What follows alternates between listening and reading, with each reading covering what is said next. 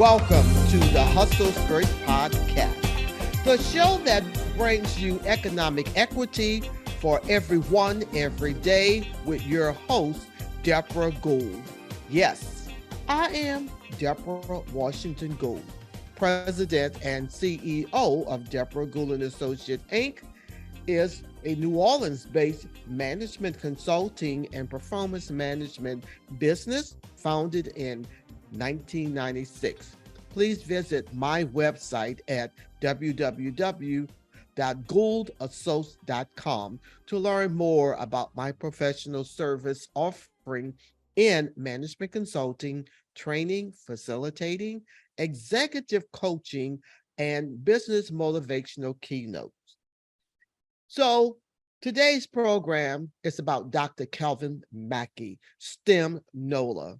But give me a moment for those who are just joining us for the very first time to share with you about the Hustle Skirt Podcast.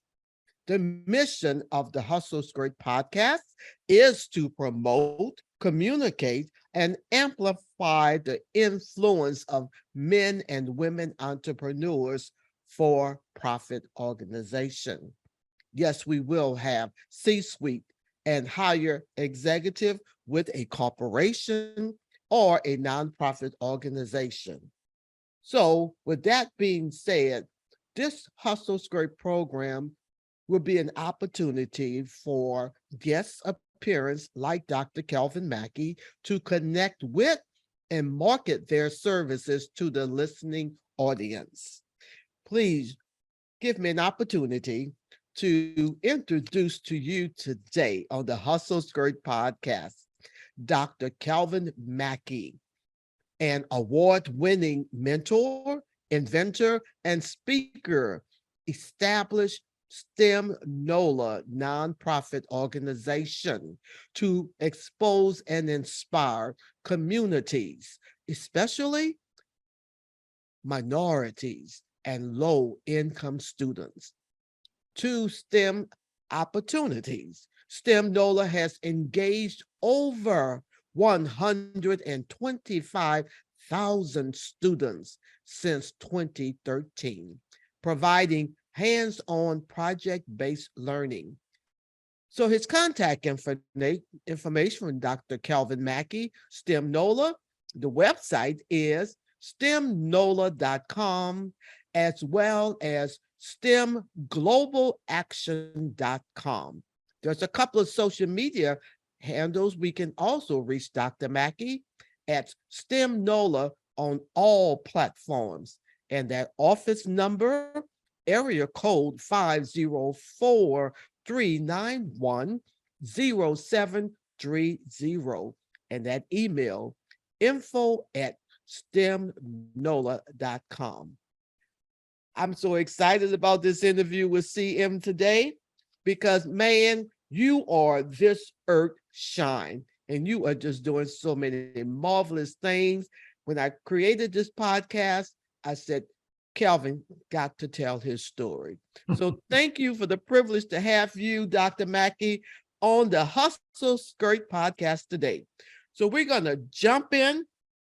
But before I jump in with any question, Calvin, there was an article in August 2022 that I was extremely so impressed to read this particular article. And I know you have it all over the country. So I hope my audience can get a good view. I'm just trying to get it in range for us.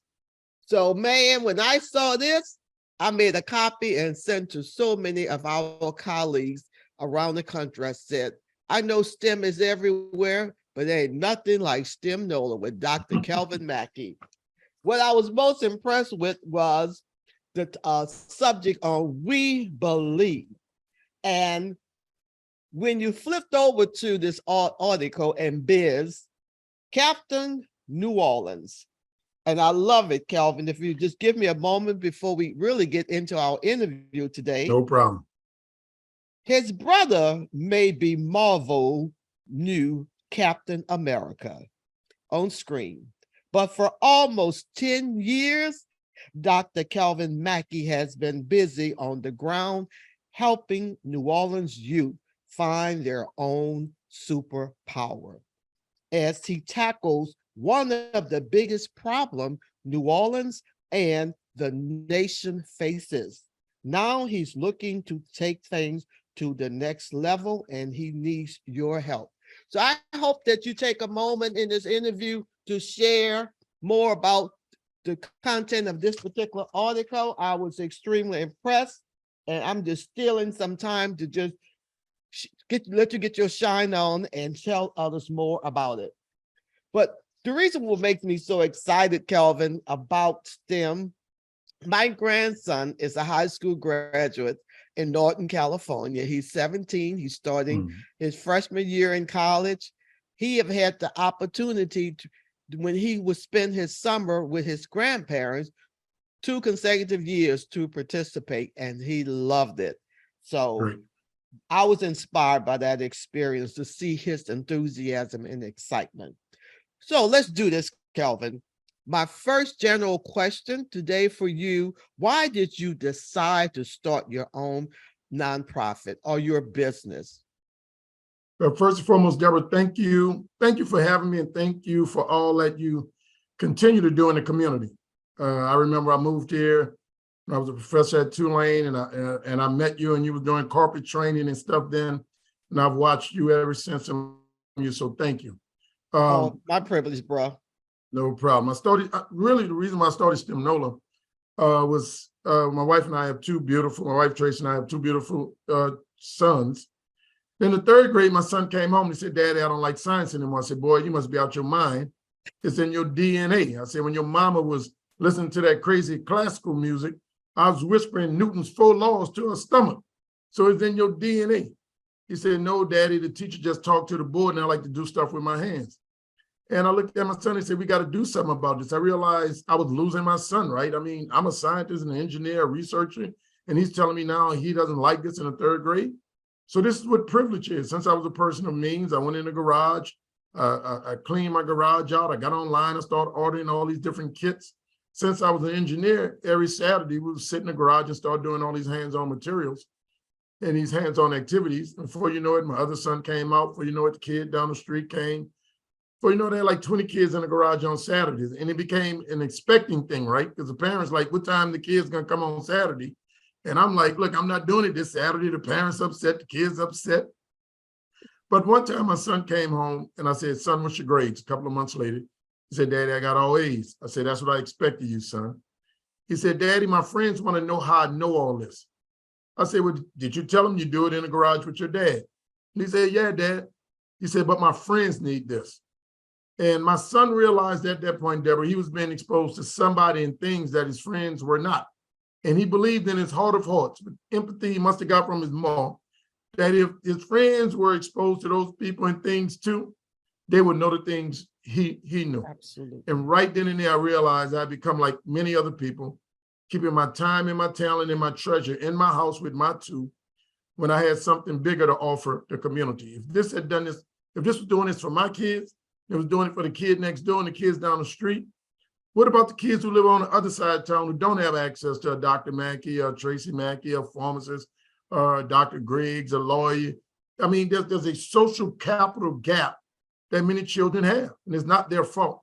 So my wife and I decided to put up $100,000 of our own dollars. I went out, tried to get money. People wouldn't listen. They just couldn't see the vision. And we did our first event, December 2013, in Joe Brown Recreation Facility in New Orleans East. We prepared for 100 kids, 100 people. And we had upward of 500 people there. We had over 350 kids and 150 parents. And this was a cold, winter, rainy morning in New Orleans. And 500 people came out to our first little program. And my wife and I, Tracy and I, standing there looking at each other like, what is going on? And since then, now nearly 10 years, on the second Saturday of every month, for the last 10 years, we've had these events in New Orleans. But that was the impetus. That's how we got started, because we knew we had something. Commitment. We committed to giving to other children that which we gave our 2, because we saw the response in our 2. And this thing, like, I'm like, and they say, "Well, those your sons." I said, "Absolutely." And I have expectations for my sons. But I know with other kids, if they had access to what I was giving my kids, we'd get similar results. And we're seeing that now. Calvin, this is what makes me excited about the Hustler's Great podcast. As I look into your eye, both you and your wife has been so dedicated in this community to give back. What a treasure that you are offering, opening up your garage to hear the beginning 500 at Joe Brown, and just to watch you, how this thing have expanded 125,000 students. My grandson was one of those fortunate Beautiful. young males who are doing very well and taking a giant leap into his college experience. Would you take a moment to get your shine on to tell the world on this platform what your brilliant sons are doing and where they are now? Well, Miles, who's our oldest son, the one who said, he don't like science anymore. He eventually graduated from Patrick Taylor STEM school here in the city. And he got a full tuition, room, board, and fees scholarship through the PhD to Howard University. So he's entering his junior year at Howard. He spent his first summer at the Aberdeen Proving Grounds in the U.S. Army Research Lab in Aberdeen, Maryland. And this summer, he's in Pasadena, California, doing an internship at Jet Propulsion Laboratories, doing AI, artificial intelligence, and machine learning on data coming from the Mars rover. So, I mean, that guy he's on another planet. He's doing his thing. He's excited. And we call him our STEM baby because he was always just wanting to do stuff. And we created that environment, that pathway for him. Our second son, Mason, Mason has always been more well-rounded than Miles. Miles just said, look, I'm going to do this. I don't like that. But Mason said, I'm going to do this. I'm going to do this. I'm going to do this. But Mason just graduated valedictorian from Patrick Taylor, which is the #1 school in the state of Louisiana now. We had like a 4.91. He was captain of the basketball team, SGA prayers, all district basketball player. He's done 3 movies, 6 commercials, and he can dance like Michael Jackson. I mean, he's like he's like a Renaissance man, right? He's decided to go to Yale and major in economics and data science. And I talked to him this morning because he's in Boston. He and my wife, he's in Boston with the NAACP AXO competition, where he's competing in the drama section with the national AXO competition. So we're very proud of our sons. We're more proud of the people that they are, their heart, their I'm gonna tell you a story because it speaks About to make me cry, Calvin. This is so rich. When my son graduated, when Miles graduated, people see the glory, but they don't know the story. When Miles graduated, I went up to him, I kissed him on his forehead, and I said, I love you. He said, I love you, Daddy. I said, son, I'm proud of you. He said, thank you, Daddy. And I said, son, I'm sorry. And he kind of pulled away and looked at me and said, you're sorry about what, Daddy? I said, Miles, when you were born, the only thing I ever wanted in this world was a family. And then I got, you made us a family, right? And I said, I knew then I had about 940 Saturdays with you. I counted the number of Saturdays in 18 years. And I said, I'm sorry because for the last 9 years, on a second Saturday, at least one Saturday in every month, I've spent with other people's children. That's 100 Saturdays I can never get back with you. And he looked at me and he said, Daddy, no, I understand. He said, we were together and we did this together. And I said, son, it's not about you understanding. This is about me letting you know, I know that there was a cost and a sacrifice for doing what we've done. So when we say we did this, it was the 4 of us. And me, Tracy, Miles, and Mason built something for the community. And the boys it was just as much a part of it and still a part of it as we were. Calvin, you're nothing but awesomeness. But talking about Mason and talking about Miles, would you take a moment to tell the world about your queen, Tracy? Because you guys are an amazing family. Debra, you're going to make me cry. Because this interview today, I'm trying to hold back my own tears, but I want you to tell it. I met Tracy, it's like I met her And I mean, her heart was so genuine. She was so tender. Literally, I went home and I said, God, don't let me mess this up. Please don't let me mess this up, you know. And she wasn't even my girlfriend. Thank you for taking it to God. Thank yeah, you. this gonna be my girlfriend. And I know God, like, yeah, you said this a lot. I'm like, but God, believe me, don't let me mess this one up, right? You know, 2 years later, we was friends for 2. I moved back to New Orleans. We dated for 2. So we eventually, when we got married, she usually, when you have a wedding cake and you have a groom's cake. So when we cut the wedding cake, then we said, let's go cut the groom's cake. And the groom's cake is usually a gag, some kind of gag cake or something. When they uncovered the groom cake, she had taken a picture of like a Home Depot stock certificate, and she had them make the top of the cake like a Home Depot stock certificate. And the Home Depot stock certificate was the Calvin Mackie Learning Centers, and it was 1 million shares made out to her. And in the subject line, she wrote, fully invested for life. And on that day, I knew then this woman heard my vision, heard my dream, and was in it. And all along the way, she has been there. I've fallen, I've failed, I've taken risk. And I tell people all the time, there ain't nothing that Tracy Mackie wants that she can't get. If I can give it to her, she got it. Because when they're talking about help me, she's been there. You know, I was a professor at Tulane You for make 12 years. each other shine. And You know, I guarantee you, Dr. Calvin Mackie, folks will be tuning into this interview over and over again. This was a powerful story. Yeah, and I don't know. I know all that history. Yeah, I don't know who I would be or who my boys would be without her. So, Thank you for being the type of STEM, human being you are. Thank you, Calvin. Yeah, when people talk about STEM NOLA, I mean, I know the engineering, but she brought the heart. I kept telling them, look, I brought the heads, but she brought the heart to STEM NOLA. And that's important because parents always say, they always come back and say, yeah, it is clear y'all thought about us. You know, meaning that what we built it with the people in mind.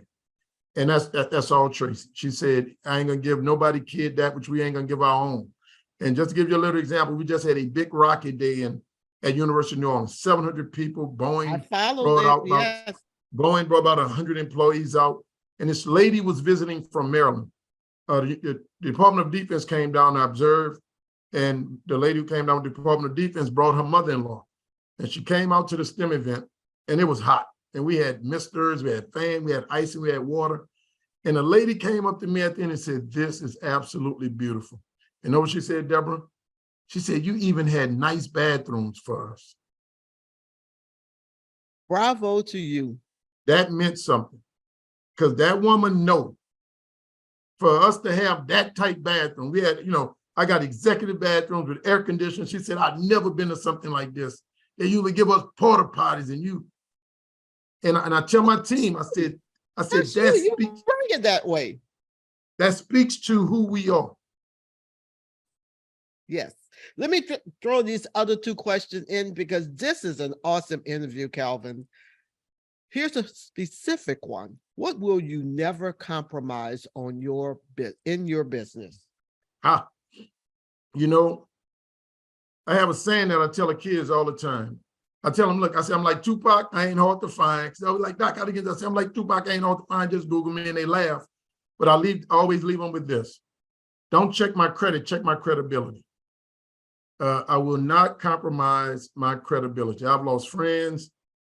I've lost politician friends. I've lost people because there's just some things I will not compromise. And one thing I keep telling my boys, and I tell people around here, the main thing is to keep the main thing the main thing.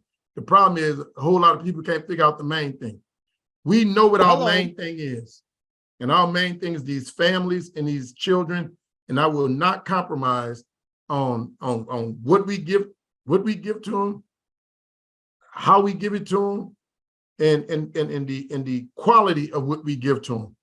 And I walked away from the table because people wanted our children to have less. And I will not do it. I will not, like I say, check my credibility. And I stand on that. My word is my bond. And if I fail, I fail. But you better believe what I told you I'm gonna do, I'm gonna try. What I said, I meant it. And you can count on it.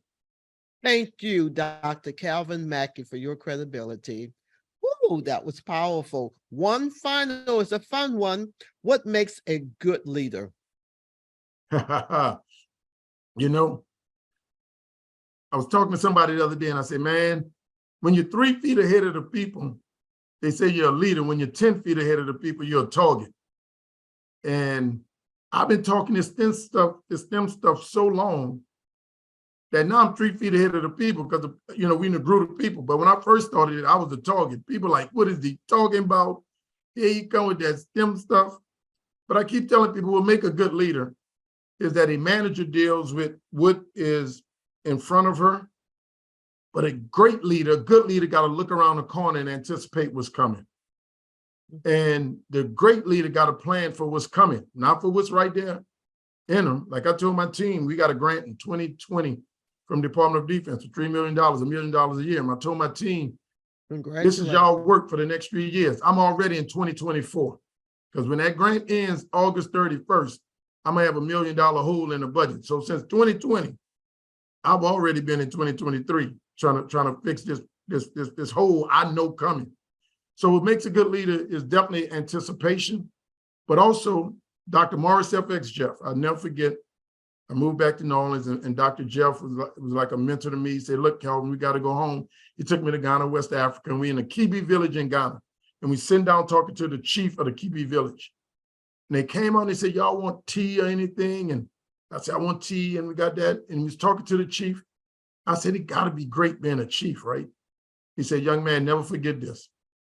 Everyone serves the chief, but the chief serves everyone. A great leader is one that serves everyone. I tell my employees all the time. I say, y'all mad at me, and I'm working every day. I get up and work for you all. I'm here, I'm working for y'all. I'm trying to make a great company, a great culture. I'm trying to make sure we can make payroll. I want to give you your bonuses. I'm trying to create a culture where you can bring your whole self to work. You can go home and know that you're going home and you work somewhere great serving the people and you can have a great family. I want that for you.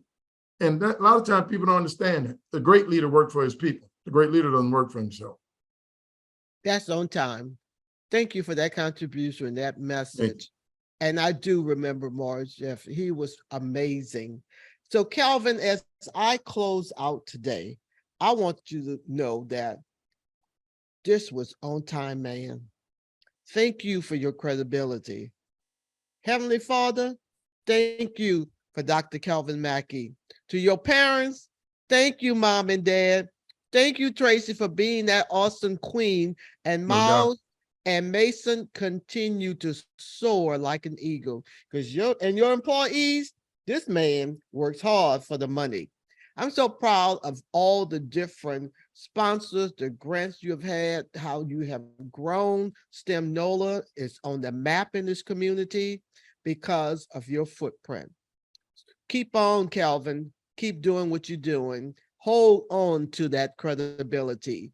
And so, ladies and gentlemen, as I close out today, again, the Hustle Skirt podcast objective is to empower you to speak up.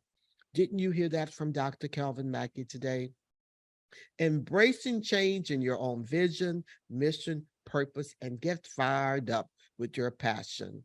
Yeah, you're right. Make sure to check our website, www.persistencelane.com, Persistence Lane, all one word, where you can subscribe to the Hustle Skirt podcast, 9 different platforms. So visit www.persistencelane.com to find out more about the Hustle Skirt.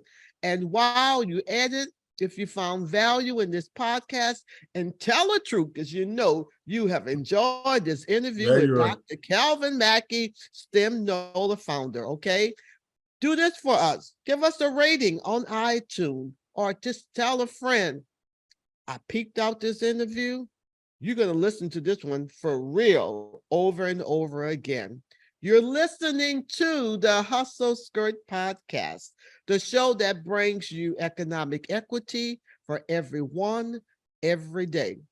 Now, before I sign out, Calvin, as the host, anything you wanted to say about that magnificent Captain New Orleans before we close out? This was awesome. I was so impressed with that read, man, in August 2022, because you didn't say a thing about that vision that you have coming up in East New Orleans. That's right. We are, I tell people, yeah, my brother Anthony Mackie's Captain America. And I said, that's fictitious, right? And they laugh. I said, but at the end of the movie, if you saw Black Panther, at the end of the movie, they talked about how, how they was going to build a STEM center in every community. And I said, they made 1.5 billion from a fictitious Black community, right? Remember Wakanda?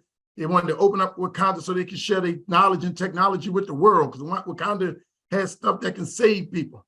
I said, well, we building Wakanda. We're building that STEM center that Marvel said it was going to build. We're building a 30,000 square foot, $15 million STEM center in New Orleans East, unlike anything ever seen in this country. And our people, our children, going to have somewhere to go to learn. We live in New Orleans.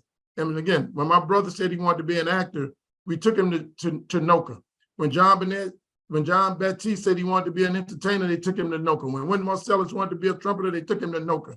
When Wendell Pierce wanted to be an actor, they took him to NOCA, right? When my son was in the 8th grade and said, Dad, I want to learn artificial intelligence, there was nowhere for me to take him.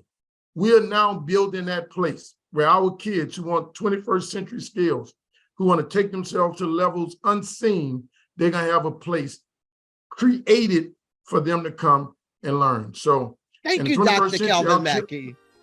That's it. In the 21st century, our children have 3 options. Either they're going to take something, break something, and or make something. If we don't give them the education, the inspiration, and the motivation to make something, like make a living, make a life, make a difference, it's only going to leave the 2 options that we see on the news at night. We're building that place for them to make those 3 things. So, man, let me close out this show for the day. Thank you for Joe and Debra Gould being a part of your tribe. That's and right. For blessing our grandson, Joseph Gould IV, with his STEM NOLA experience. Once again, to my audience, you're listening to the Hustle Skirt Podcast, the show that brings you economic equity for everyone, every day, with your host, Debra Gould. Till we meet again, Calvin, thank you, my friend. Thank you. Okay, bye-bye.